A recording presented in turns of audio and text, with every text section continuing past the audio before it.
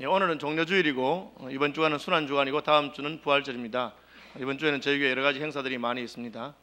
종려주일은 예수님께서 왕으로서 예루살렘에 입성하신 것을 기억하고 기념하는 주일입니다.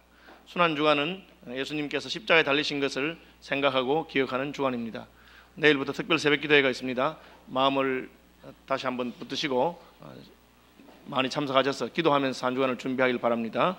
금요일에는 성찬식이 있습니다. 그리고 다음 주는 부활주일인데 성가대에서 부활절 칸타타가 다음 주 사부 예배, 온 가족 예배로 그렇게 드리게 됩니다. 그리고 사부 예배 마친 다음에는 다음 주에는 권사 투표가 있습니다. 저는 이 권사 투표를 앞두고 이번 주간에 새벽기도의 시간에 기도하고 준비하면서 오늘 말씀을 준비했습니다. 오늘 말씀은 예수님이 잡히시기 직전에 베다니에 있는 시몬의 집에서 잔치를 하시던 중에 일어났던 어떤 사건입니다. 이 사건을 생각하면서 어떤 분을 권사로 뽑는 것이 좋을까 하는 것을 생각하고 이 본문을 택했습니다. 사건의 내용은 대략 이렇습니다. 시몬의 집에서 식사를 하시는데 아마 예수님을 환영하는 잔치가 있었던 것 같습니다. 또 이 사람은 전에 나병 환자였다가 예수님에 의해서 고침을 받은 사람이었습니다. 그런데 많은 사람들이 모여있는 중에 갑자기 한 여자가 나하드라고 하는 향유가 들어있는 옥합을 깨뜨렸습니다. 그리고 그 옥합에 들어있는 향유를 그대로 예수님의 머리에 부었습니다. 한창 잔치 자리니까 음식을 먹고 또 그 음식의 맛을 보고 향기를 맡고 하는 그런 중에 갑자기 향수병이 하나 깨뜨려졌다, 그렇게 생각하면 좋을 겁니다. 제가 아는 분 중에 이 향수 관련 업무를 하시는 분이 있어서 제가 한번 물어본 적이 있어요. 성경에 나오는 나하드 향유라는 게 도대체 얼마나 귀하고 얼마나 비싼 것입니까? 이렇게 물으니까 그분이 손사래를 치면서 목사님, 그렇게 귀중한 것은 저희 같은 사람이 구경도 못합니다. 아, 그래요? 굉장히 비싼가 보죠? 예, 그건 뭐 값으로 따질 수 없을 만큼 비쌉니다. 그렇게 말하더라고요. 그래서 제가 어디 뭐 신문에도 보니까 무슨 용년향인가 하는 그 향유 고래의 몸에서 나오는 어떤 게 있는데 그게 이제 한 키로에 몇 억씩 한다, 그런 말 들은 것 같기도 하고 그랬습니다. 그럼 집사님 가지고 있는 것 중에서 제일 비싼 건 어떤 거예요? 이러니까 저는 그 불가리안 로즈라고 하는 향수가 있는데 그건 조그마한 병 하나에 한 500만 원 정도 합니다. 그렇게 하더라고요. 제가 와, 놀랐어요. 그럼 오늘 본문에 나오는 나하드유는 얼마나 비싼 것인가? 오늘 본문에 보니까 팔아서 300데나리온에 팔아서 한다, 그런 말들이, 유사한 사건을 마태복음, 마가복음, 요한복음에 있는 사건들 보면 그런 말들이 나와요. 300데나리온이라고 하면 300일 동안의 임금입니다. 사람이 1년 내내 일할 수는 없으니까 한 달에 25일 정도 일한다고 보면 1년치 연봉에 해당하는 그런 귀한 거예요. 대단한 거죠. 향기가 아주 좋거나 향기가 아주 진하거나 그럴 겁니다. 그래서 그 1년치 연봉에 해당하는, 그래서 하루에 10만 원씩 받는다고 생각한다면 3천만 원이 되는 그런 귀중한 것을 탁 깨뜨려서 예수님 머리에 부은 거예요. 갑자기 잔치집에 향수 냄새가 쫙 퍼졌을 것입니다. 저는 이 비슷한 경험을 한번 했거든요. 제가 한번 아침에 세수하고 스킨을 발라야 된다고 그 화장품 있는 데서 딱 열고 했는데, 스킨을 바른다는 게 향수병을 열어가지고 탁, 어떻게 되겠어요, 여러분? 이야, 참. 딱 바르는 순간에 아차 싶어서 알았는데 이게 스킨이 아니고 향수였구나. 그러니까 그 하루 종일 참 힘들었습니다. 예. 그런 일이 벌어진 거예요. 한 방울을 찍어서 발라야 될 걸 갖다가 한 병을 깨뜨려서 부은 겁니다. 유대인들의 관습에 잔치를 벌이고 귀한 손님이 오면 손님에게 향수를 이렇게 뿌리는 관습이 있습니다. 시편 23편에 보면 주께서 내 원수의 목전에서 내게 상을 차려주시고, 하나님께서 원수의 목전에서 잔치상을 베풀어 주시고 그 다음에 기름으로 내 머리에 바르셨으니 내 잔이 넘치나이다. 그것은 귀한 손님인 것을 알리기 위해서 올리브 기름을 한 방울 떨어뜨립니다. 그런데 이게 올리브 기름이 아니라 나하드라고 하는 귀한 향유를 확 부어버린 거예요. 갑자기 모든 사람들의 코와 시선이 그 향수가 쏟아진 예수님을 향해서 딱 집중하게 되었습니다. 그리고 아니나 다를까 즉각적으로 불평이 터져나오기 시작했습니다. 아니, 누가 이런 짓을 한 거야? 누구야? 보니까 웬 여자가 그 옥합을 깨뜨려서 예수님께 향유를 부은 것이죠. 좀 과한 게 아닐까? 심한 일을 했다. 상식적으로 예수님을 환영한다면 그냥 한 방울 정도 떨어뜨리면 좋은데 한 방울이 아니고 한 병채로 쏟아부었으니까 왜 저랬을까? 이 여자에 대한 여러 가지 말들이 웅성웅성하기 시작했습니다. 그리고 그 말의 주류는 뭐냐 하면은 저렇게 비싼 것을 1년치 연봉이나 되는 300데나리온 하는 저렇게 비싼 것을 저렇게 한꺼번에 쏟아붓다니 좀 정신이 없는 짓이 아닌가, 무슨 그런 사람들의 웅성웅성한 평가가 있었습니다. 놀라운 사실은 그 사람들의 평가가 보편적이고 상식적인 것임에도 불구하고 예수님께서는 전혀 다른 평가를 하신 것을 알 수가 있습니다. 예수님께서는 뭐라고 하셨느냐? 그 여자를 괴롭게 하지 말아라. 그 여자가 내게 좋은 일을 했다. 다시 말하면 잘했다. 그 여자가 한 일을 두고 이러쿵저러쿵 하지 말아라. 그 여인이 내게 좋은 일을 했다. 그것은 나의 장례식을 예비한 것이다. 좋은 잔치 자리에 갑자기 예수님이 장례식 얘기를 하면서 내 장례를 위해서 했다. 거기서 또 한 걸음 더 나가서 이제는 앞으로 복음이 전거되는 곳마다 이 여자가 한 일도 기억하여 전파되게 할 것이다. 그렇게 말씀하셨어요. 여기서 우리는 사람들의 평가와 예수님의 평가가 다르다고 하는 것을 알 수가 있습니다. 어떤 분들은 교회에서 무슨 투표를 하면 그것이 마치 우리 교인들의 인기 투표를 하는 것인 것처럼 착각하는 분들이 있습니다. 누가 더 교인들의 지지를 받고 누가 더 사랑을 받느냐, 누구를 더 좋아하느냐. 그러나 교회가 투표하는 것은 내가 좋아하는 사람을 뽑는 투표가 아닙니다. 교인들이 누구를 더 좋아하느냐 싫어하느냐 그걸 뽑는 것이 투표가 아닙니다. 성경에 따르면 교인들이 투표하는 것은 한 사람 한 사람이 하나님의 뜻을 물어보고 하나님의 뜻을 밝히는 것이 투표입니다. 다시 말하자면 투표에서 뽑힌 분들은 하나님께서 나를 부르셨다고 생각해야 됩니다.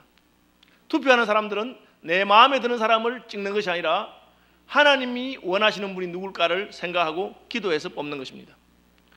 오늘 아마 이 후보자들 명단이 다 올라가 있을 줄 생각합니다.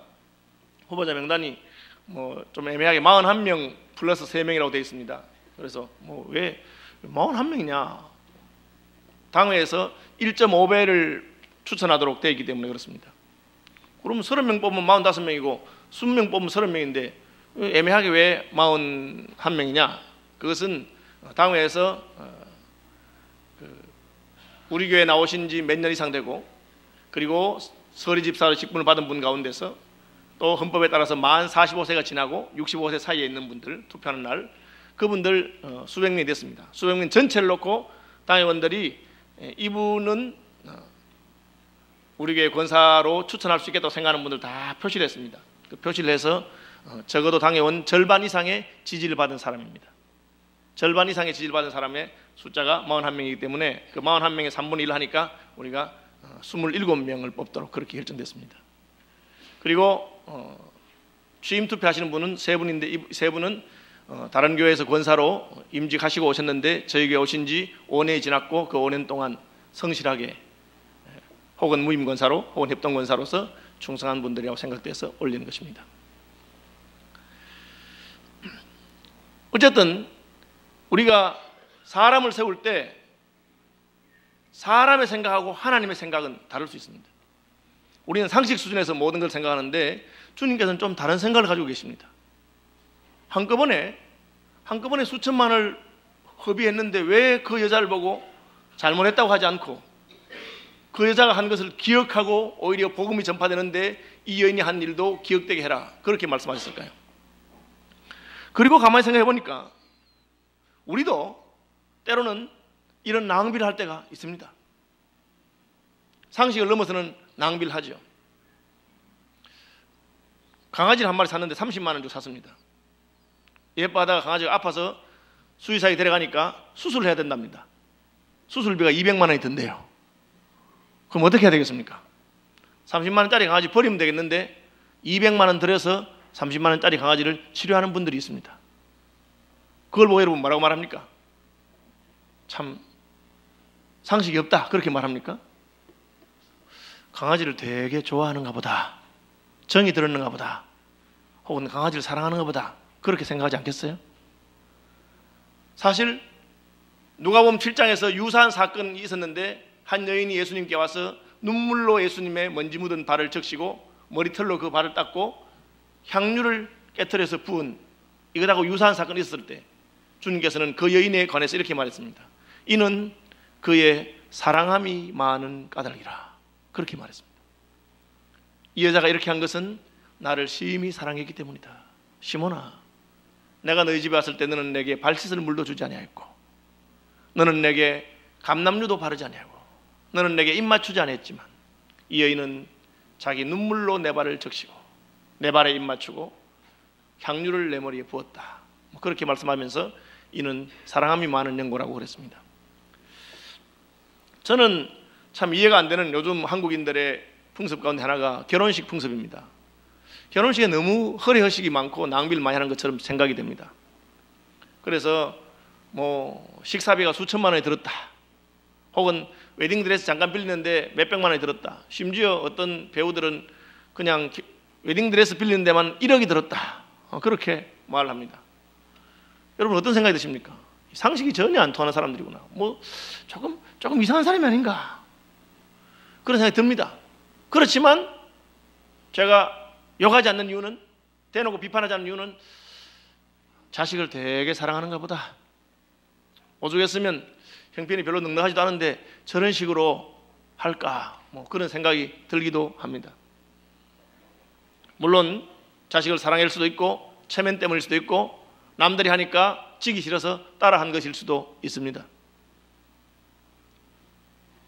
제가 말하고자 하는 것은 우리도 그렇게 한다는 거죠. 우리도 결혼식에 손님 1000명 초대했는데 워크힐에서 결혼식 하니까 1인당 식사비 20만 원이면 2억입니다. 결혼식 날 밥 안 먹는다고 2억을 쓰는 사람들이 있더라 이거예요. 그런데 주님을 위해서는 웬 여인이 이상한 짓을 했습니다. 향수병을 깨서 부었습니다. 대뜸 한다는 말이 왜 저러나? 저 여자가 왜 저럴까?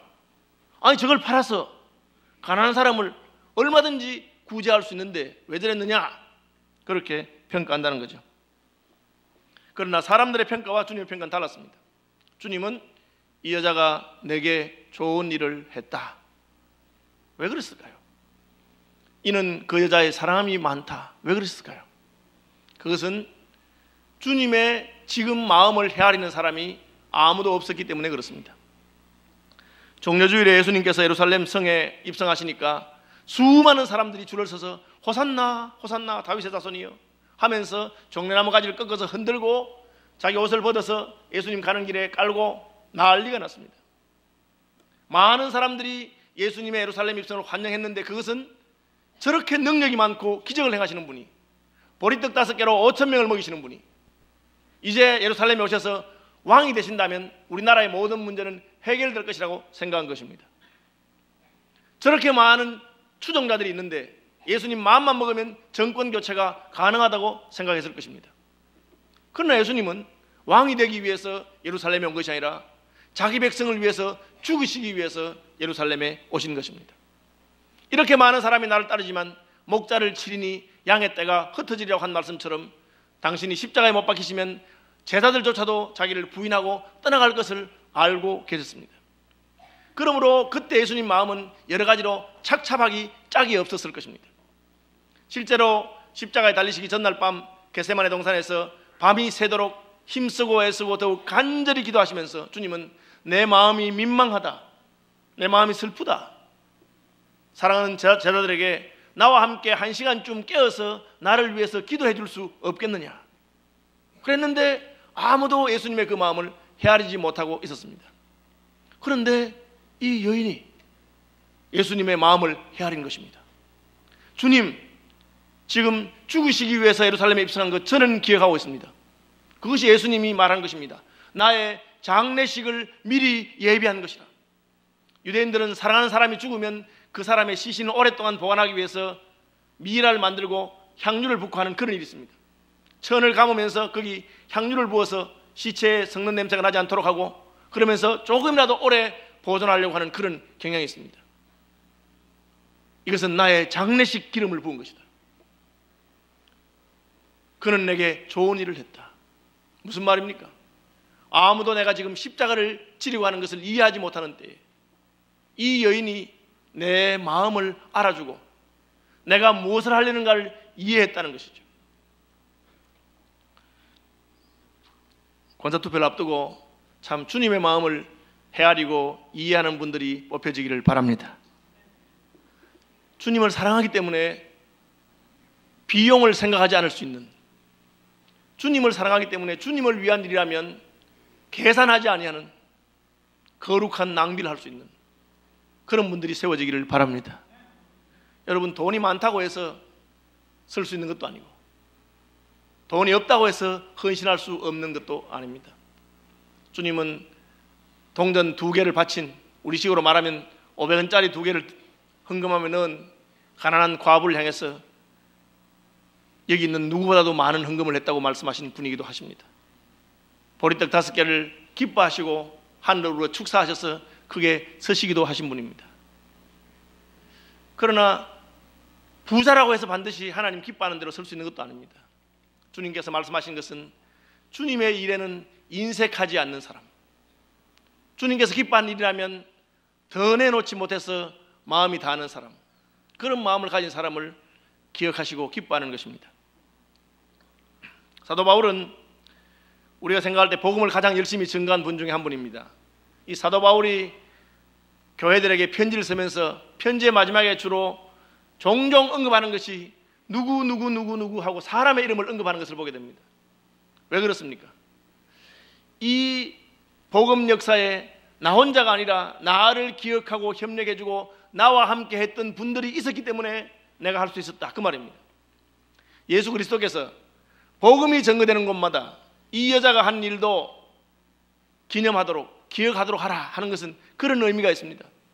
물론 아무도 예수님을 이해하지 못하고 제자들도 예수님을 이해하지 못해도 예수님은 십자가의 길을 가셨을 것입니다. 그러나 그 마음이 민망하고 힘들고 어려운 중에 한 여인이 잔치 자리에서 갑자기 향유를 깨뜨려서 예수님 머리에 부은 것입니다. 예수님은 내 죽음을 생각하고 기억하는 사람이 있구나, 내가 이제 죽어야 되고 장례 치러야 될 건데 내 장례를 미리 예비하고 남김없이 아끼지 아니하고 쏟아붓는 여자가 있구나, 그렇게 기억하게 되신 것입니다. 저는 목회를 하기 전에 캠퍼스에서 대학생들에게 복음을 전하는 일을 14년 동안 했습니다. SFC 간사를 했는데 고달픈 일이죠. 가난하고 고달픈 일인데 주님이 좋아서 14년 동안을 그야말로 하루같이 고생하지 아니하고 야곱이 7년을 수일같이 여기는 것처럼 그렇게 보냈던 기억이 있습니다. 그러나 그 일을 시작하기 전에 두려움이 없었던 건 아닙니다. 저보다 앞서서 간사를 했던 분들이 어떤 분들이냐면 그분들이 먹을 것이 없어서 쌀을 사도 자루로 사지 못하고 봉투로 사서, 봉투살이라고 여러분 들어보셨어요? 봉투로 사서 반대나 그렇게 쌀을 사서 그걸로 죽을 끓여 먹으면서 밥을 해 먹으면서 그렇게 지냈다는 이야기를 들으며 제가 간사로 헌신하게 된 것입니다. 나도 앞으로 간사를 하게 되면 참 먹을 것 때문에 힘들 때도 있겠구나. 교인들이야 목사를 얼마나 위하고 귀하게 생각하고 아껴줍니까? 학생들이 무슨 간사님이 귀한 줄 모르는 겁니다. 그냥 저희 집에 오면 냉장고 허락도 없이 열어보고 있는 대로 다 그냥 추워서 먹고 하고 그야말로 메뚜기 떼가 지나간 같이 그렇게 되는 겁니다. 그냥 전혀 간사님 사정을 알지 못하죠. 그런 세월을 이제 보냈는데 기쁘게 보냈어요. 그렇지만 시작할 때는 좀 걱정이 됐어요. 내가 감당할 수 있을까? 그런 나에게 제가 잊을 수 없는 친구들이 있습니다. 저와 같이 SFC 했던 친구 몇 명이 저를 보고 오은아, 네가 SFC 간사를 하는 동안 너무 염려하지 말아라. 절대로 너 혼자 굶도록은 안 하겠다. 그렇게 말하는 친구들이 있었어요. 그 말이 무슨 뜻입니까? 너는 이제 캠퍼스에서 복음을 전하러 가고 우리는 이제 직장으로 가는데 우리가 굶으면 모르겠거니와 우리 입에는 밥이 들어가는데 내 입에는 밥이 안 들어가도록 그렇게는 안 하겠다, 그 말이에요. 사실은 제가 14년 동안 친구들한테 밥 얻어먹은 적이 별로 없습니다. 그 돈도 산 건 아닌데, 그런데 그 말이 얼마나 힘이 되고 위로가 되었는지 모릅니다. 이것은 내가 앞으로 가는 길이 어렵고 힘들다 하더라도 나를 기억하고 생각해 주는 사람이 있다는 거죠. 그게 무엇입니까? 그게 사랑이죠. 예수님께서 이제 십자가를 지려고 합니다. 우리를 사랑하셔서 십자가를 지고자 하는 것입니다. 그런데 그 주님의 십자가를 지고자 하는 사랑을 기억하고 알아주는 사람이 있습니다. 그것이 무엇입니까? 그것이 예수님의 사랑에 화답하는 이 여인의 사랑인 것입니다. 뭐 그분의 형편이 어떠하든지, 그분이 예수 믿은 연조가 어떠하든지, 그것이 아니라 저는 이번에 권사로 뽑히는 분들이 주님을 사랑하는 분이었으면 좋겠습니다. 예. 주님을 사랑하기 때문에 주님의 마음이 어떠한가를 이해하는 것이죠. 주님의 마음이 민망하고 주님이 지금 십자가를 지려고 하는데 주님 걱정하지 마십시오. 우리가 기억하고 있습니다. 저희도 주님의 그 고난에 동참할 마음이 있습니다. 그렇게 하는 것이죠. 영어에 I love you라고 하는 말이 있습니다. 이 뜻은 다 아시겠죠? 내가 너를 사랑한다는 뜻입니다. 영어 회화를 하면 상대방이 I love you 하면은 나는 뭐라고 대답해야 되느냐? 아십니까? I love you 하면 여자가 남자를 보고 I love you 했는데 남자가 대답을 못하고 우물우물하면 끝납니다. 그는 헤어지는 뜻이에요.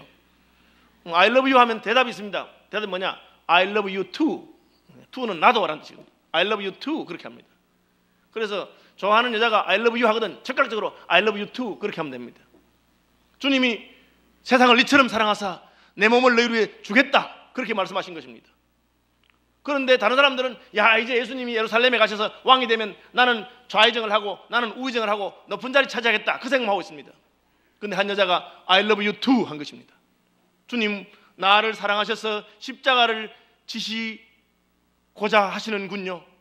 주님 나 때문에 십자가를 지셨군요. 제게는 가진 것이 별로 없지만 향유가 한 병 있습니다. 이것이 제가 가진 가장 귀중한 것입니다. 이것을 깨트려 주님께 붓습니다. 주의 죽으심이 이토록 향기로운 것임을 저는 증거하고 싶습니다. 주님이 이제 십자가에 돌아가시고 죽으실 것을 저는 기억하고 있습니다. 여러분 주님의 마음을 헤아리는 그런 권사님들이 되시길 바랍니다. 예, 그런 분들 뽑았으면 좋겠습니다. 저는 목사가 된 지 27년이 됐는데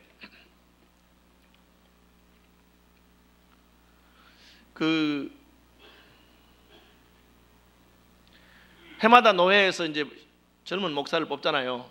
목사를 뽑는데 목사를 뽑으면 환영한다고 가족들이 와서 꽃다발을 들고 오고 막 사진도 찍고 막 이렇게 하잖아요. 세월이 갈수록 제 마음에 어떤 생각이 드냐 하면은 참 기쁘고 즐겁고 장하고 좋은 일이긴 한데 저분들의 어깨에 조국 교회가 달려 있는데 참 좀 비장한 마음이 드는 것입니다. 앞으로 목회 길이 어떠할까 그런 마음이 드는 거죠. 권사를 뽑으면서도 많은 분들이 그저 그냥 내가 집사한 지 오래 안 됐나? 나아가 이만하지 않나? 서울시민교회 등록한 지 이만큼 됐으니까 그냥 뭐 이제 권사할 때가 됐다. 그렇게 해서 뽑는 것이 아닙니다. 참 주님을 사랑하고 주님을 기억하고 주님의 고난에 나도 동참할 마음이 있는 사람, 주님을 사랑하기 때문에 인색하지 아니하고 주님의 일에는 마음껏 한번 쏟아붓고 싶은 사람, 다 붓고도 더 붓고 싶은 사람, 여러분 그런 분들이 되시길 바랍니다. 그리고 그런 분들 세웠으면 좋겠어요. 제 마음에 이제 서울시민교회에서 권사를 27명을 뽑는구나. 뭐 몇 명이 뽑힐지 모르겠습니다. 뭐 적어도 15명 정도 안 뽑히겠습니까? 그렇죠. 뽑는다 하는데 내 마음이 너무 기뻐가지고 이야 이제 우리 교회에 또 새로 권사님들이 수십 분이 뽑히게 되는구나.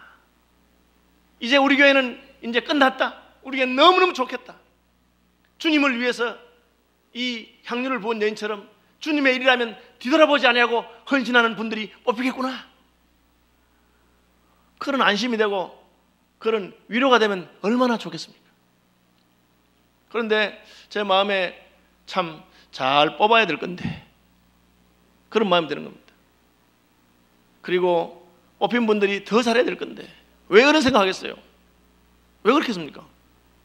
이미 뽑힌 분들 하는 거 보고 그런 거 아니겠어요, 여러분? 해마다 한국교회 목사들이 이렇게 많이 나오는데 제가 목사들이 많이 나온 걸 보고 이야, 이제 조국교회는 끝났다. 아니 주님을 위해서 목사로 헌신한 사람들이니까 그야말로 저렇게 많은 목사들이 나오니까 이제는 한국교회는 끝났다, 부흥이다, 이런 마음 드는 게 아니고 한숨이 나오는 걸 왜 그렇게 했어요? 이렇게 목사들이 많이 나와서 앞으로 어떻게 되겠나, 그런 걱정이 되는 게 왜 그렇겠습니까? 먼저 목사 된 사람들이 하는 걸 보니까 답답하니까 그렇게 되는 거 아닙니까? 홍콩 엘림교회에 있는 제 친구 목사하고 제가 만나서 한국교회 요즘 신학교 졸업생들이 너무 많고 해서 목사들이 많아서 후배 목사들이 일할 데가 없다고 한다, 자, 이런 말 했어요. 그러니까 이 조현대 목사가 서슬이 벌해서 순 거짓말을 하면서 그게 무슨 말이야? 일할 데가 없기는 왜 일할 데가 없어? 그게 무슨 말이냐? 일할 데가 왜 없어? 월급 주는 데가 없지. 와, 저는 그 말 듣고 다 깨달았어요. 여러분, 권사가 왜 더 안 필요하겠습니까? 30명 아니라 50명 아니라 100명이라도 뽑으면 좋겠습니다. 권사가 되어서 구석구석에 교회에서 다른 사람들이 생각하지 못하는, 다들 잔치하고 파티하고 먹는다고 정신이 없을 때 주님의 마음을 헤아려서 향유를 깨트려 부을 수 있는 그런 여인들이라면 100명이 아니라 1000명의 권사가 된들 얼마나 좋겠습니까? 그런데 그 많은 사람 가운데 주님의 장례식을 기억하고 준비하는 사람은 이 여인 하나밖에 없다는 것을 기억합니다. 아무쪼록 한 주간 동안 기도 많이 하시고 참 하나님의 마음이 아픈 분들 없기를 바라고, 제가 이제 설교 준비하면서 걱정되는 게 이렇게 말하니까 아이고 뭐 자격 있는 분이 하나도 없네, 뭐 여러분 그렇게 생각하지 마시기 바랍니다. 제가 말한 것은 자격이 있어야 뽑는다는 뜻이 아니고 하나님께서 이런 부름으로 우리를 부르신다는 거예요. 그래서 잘은 못해도 내가 주님의 일이라면 한번 해보겠다. 뭐 전들 무슨 목사 자격이 있어서 목사를 하겠습니까? 그러나 제 마음의 한 구석에는 그래도 주님이 나를 목사로 부르셨으니까 주님을 위한다면, 또 주의 교회를 위한다면 이 한 몸 주님 위해서 불사르고 싶다, 그런 마음이 있습니다. 뭐 살아가다 보니까 못할 수도 있고 실수하기도 하고 또 잘못하긴 해도 그 자세가 너무너무 중요한 거예요. 아무쪼록 이번에 권사투표에 참 주님을 사랑하고 주님을 위해서 자기를 한번 드려보고 싶은 그런 분들이 세워주기를 바랍니다. 이미 뽑힌 권사님들 다시 한번 후배들 뽑으면서 자기를 돌아보는 시간이 되면 좋겠어요. 나는 이미 권사가 된 지 수년이 지났는데 참 후배들이 볼 때에 이런 모습으로 보여주고, 주님 볼 때에 복음이 증거되는 곳에는 이 여인이 한 일도 기억하게 하라. 서울 시민교회 역사를 이야기할 때 그 사람의 이름은 꼭 기억하게 하라. 그의 주를 향한 사랑과 헌신과 충성을 기억하게 하라. 그런 권사님들, 그런 장로님들, 그런 집사님들 되시기를 바랍니다.